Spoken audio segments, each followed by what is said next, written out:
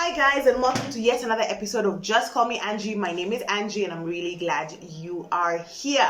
Today's episode is going to be about HR, and it's going to be specifically addressing why you are not landing that interview. Sis or bro, we need to talk about what you could be doing that is costing you or that is blocking you from being able to get your foot in the door, or even get an opportunity to explain yourself, to sell yourself, to be able to connect with people who you believe should be your next employer or the next people that you are relating with, whether it's business, whether it's consulting. Why are you not getting the gig that you so desire? Thank you for being here. I hope you hit the subscribe button. Button. Who is button? Yeah, the subscribe button. Yeah, let's get into it. So one of the things that comes to me a lot, actually, on HR Tuesday, which I host on Tuesdays on Instagram. There is my handle somewhere here. It's going to be here to there. One of these places here is going to. One of the questions that I get a lot on my HR Tuesday on Instagram, and even in person when people know I'm in HR, it's just like, oh, I'm trying to get a job for this amount of time. I send in applications. I've sent applications for X amount of time, and I'm not getting feedback. And this is from people who have just graduated from university or from high school, people who are looking for internships, or people who have been in their career for longer. So what is the problem? How can we fix it? So just to get us thinking about it, my dad is a gynecologist. Sorry guys, I had to take a break. So as I was saying, my dad is a gynecologist, and yes, Dr. Mama, although it's a lot broader than that. They say it's about reproductive health and not just childbirth, although my example is about childbirth. So one of the things he said, and he said that in gynecology, I might butcher this example, but if you're a doctor, please don't come for me. I'm just trying to get us all to understand what we're going somewhere with this. That's what I'm saying. So he said three things for in a normal pregnancy or a normal like childbirth.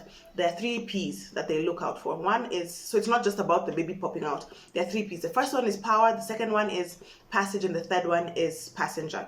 So when you're looking at delivery of babies, then you're looking at all 3 of those P's. You're not just looking at, oh, the baby is coming out and we're just focusing on the baby only. We're looking at the power of the woman to push, because that is important. We're looking at the passage. So for that, the baby, where the baby has to pass before the baby, a baby who also has to be in good health and strong and etc. to be able to come out. So what's one of the things I usually like to tell people? Like when you're looking at the fact that you're not getting called in for interviews, it's not just about looking at, oh my God, people are not calling me for interviews. Because, in your mind, you are, for example, in this particular example, you are expectant and now, boom, just want the baby to appear. But it doesn't happen like that. There is a process behind that. And so any one of those aspects within your process of getting from the fact that you're a really awesome person who wants to get this particular job to the fact that you're wanting to land this interview, we need to assess all of those things. So it's not just about, oh, hata hakuna kazi, or just not landing interviews, it's always just about knowing people. No, sometimes, of course there are places like that, but sometimes you're the one shooting yourself in the foot. So let's talk about a few of those things. Number one, this job that you have identified, are you well aligned to this particular job? Are you aligned to this particular job? The job that you really want, and are you in the same WhatsApp? Are you in the same WhatsApp group? Because if you're not in the same WhatsApp group, you need to do certain things to be able to get you added to that WhatsApp group. You can't just stuck here, you're just there sending messages, okay? So what I mean by this is, one, do you have the skills? Do you have the qualifications? Do you have the training? Do you have whatever it takes? Thank you. She's giving my 4-minute left mark. Qualifications to be able to go for this job, right? So if they say they want, of course there are exceptions. In some situations there are exceptions. If they're hiring for a CFO and you just recently graduated, or you've only had 2 or 3 years experience in finance, that's not the job you're applying for now, okay? It's not the job you're applying for now. And that's an extreme example, but you know what I mean. Like, you need to be honest with yourself. The skills and the qualifications that you have, do these align to the jobs that you're applying for? That's one thing. Say, for example, we want somebody who has a degree in accounting, but all your experience has just been in baking. I'm unlikely to give you like a full accountant position. I could give you an entry-level accountant position, because you've just done the last 7 years, you've just been doing baking. And so I don't know, I hope you get what I'm saying. That's the first thing. The first thing is looking about the alignment between your skills, your experience, etc. and this one. Are you in the same?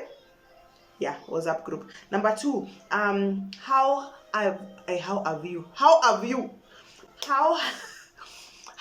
are you portraying yourself? And also, if you have the skills, the experience, etc., how are you communicating that? What does your CV look like? Do you have a 7-page CV? Because, my friend, nobody's reading past page 3. I mean, even 3, it's like tight, let it tufunge. And 4 is if you have had a lot of experience, you've done publications, you've done a lot of extra something that warrants us to read that extra, you know. But please, 7 pages. 7. Next, your cover letter. If your cover letter is just generic, you just send the same cover letter to all 50 companies that you applied for. You just send. Woo! No. It's working not in your favor. That's another thing. The third thing is, where are you applying? How are you applying? Okay? I'm not a newspaper person, but recently, in the last, this year, I've decided I'm going to be reading the newspaper. And there are so many jobs in the newspaper. Many opportunities. Okay? And I ask people, have you even been looking at the newspaper? And the newspaper is a 60 bob. It's a 60 bob. Newspapers are 60 bob. 60 Kenya shillings. $6 or 1 minute. $6. Invest that, please. 60 bob. At least we just buy every other day. And there's some days where I've realized the newspaper has more adverts than other days, right? Where are you looking? Newspapers, they still advertise there. Are you looking through online portals? Are you using online portals? Because there are very many online recruitment sites and places where they post jobs, legit ones: LinkedIn, Glassdoor, Brighter Monday, Fuzu, etc. A number of them, we'll talk about them at a different week. But where are you looking? Everywhere? Are you saturating? And not only those ones, are you talking to your networks? Okay, are you talking to people who have been in the industry? Are you talking to people who, like alumni from university, people who you've been the same year with, graduate? There are so many places you can be looking for jobs. Where are you looking for these jobs? Where? And then another thing, are you looking for one particular type of job? If you have studied communication, you don't just have to, some people, narrow-minded. I mean, I'm sorry to say, this sounds a bit harsh, and it's coming out a lot harsher than I wanted it to sound, but please, soak that in. Soak the smile in. I promise this is what my heart is saying, even as I'm being harsh. Okay, let's carry on. So some people, you've studied communication. What the role you're looking for is communication officer. If they present it as PR or stakeholder officer or stakeholder engager, my brain has just gone blank, so I'm not getting the words. Or if you've studied public health, for example, you don't just have to become a public health officer. You can do monitoring and evaluation. You can do clinical work. You can do field work. You can work, diverse. So if you're just looking for one particular type of job or one thing that you must do, then it will be very hard, because sometimes organizations present things differently, have different needs, have different demands or requirements of you. And then 2, it might not always come to you as you want it to be. But one critical thing I tell people, look at the range, especially if you've just recently graduated, look at the whole range of what you studied at university. There are different courses you did. All those courses are lines in which you can go to. Those are jobs you can be able to do. If you've been working for a particular period of time, if you've been in marketing, under marketing, there are lots of different things you've done under marketing. You've done events, you've done public relations, you have done internal communications, you've done corporate communications, you've done media relations, for example. So when you're looking for a job, you're not just looking for marketing manager or the next level of that same title. You can be looking for event coordinator, you can be looking for PR executive, you can be looking at corporate communication, something media liaison. My point being that sometimes the reason you're not getting the interviews is because you're just applying in this one track, and there are many other opportunities somewhere else. I've been talking for a while.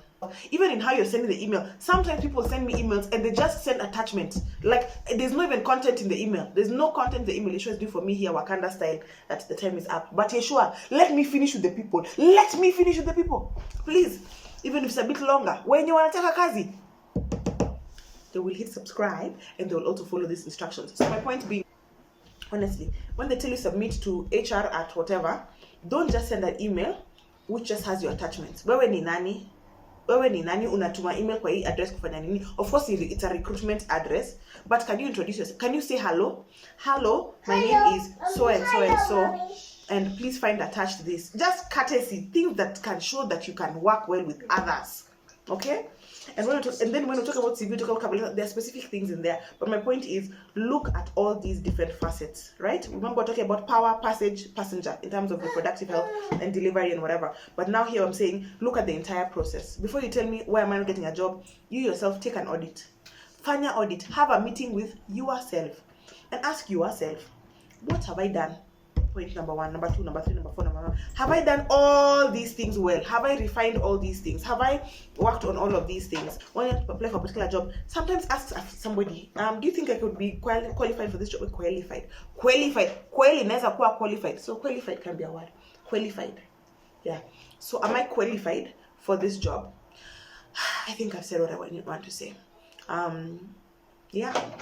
Okay guys, thank you so much for watching. Thank you so much for tuning in. I hope that made sense. I hope that shed some light into, what could be going wrong. And then of course we can delve into a number of those different issues. But yeah, for now, I hope that has been helpful. Like, comment, subscribe, share with people, leave questions and leave comments, leave thoughts in the comment section, and I'll be more than happy to engage with you on them in the comment section or in future videos. Thank you so much. Bye.